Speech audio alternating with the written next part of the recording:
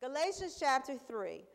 O foolish Galatians, who has bewitched you that you should not obey the truth, before whose eyes Jesus Christ was clearly portrayed among you as crucified? This only I want to learn from you. Did you receive the Spirit by the works of the law or by the hearing of faith? Are you so foolish, having begun in the Spirit, that you are now being made perfect by the flesh?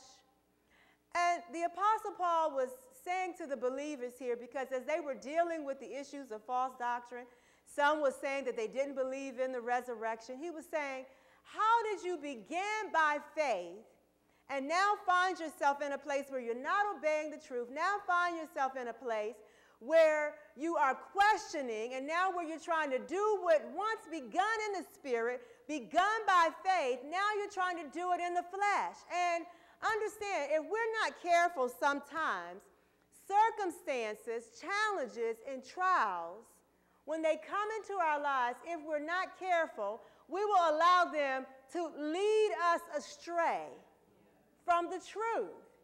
We will allow them to lead us astray from the truth. And although we began this journey, all right, believing God with all our hearts, believing that he sent his only son to die on our behalf, believing that because of that death, you and I have victory, we can allow obstacles to lead us astray, and now we're not obeying the truth.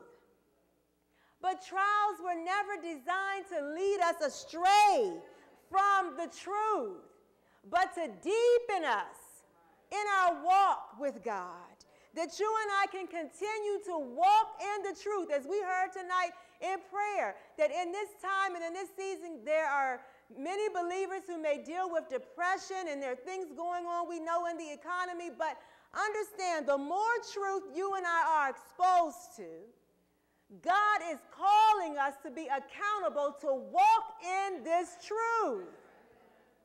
It's only when we walk in it that we'll begin to experience the victory that God says is ours. Amen.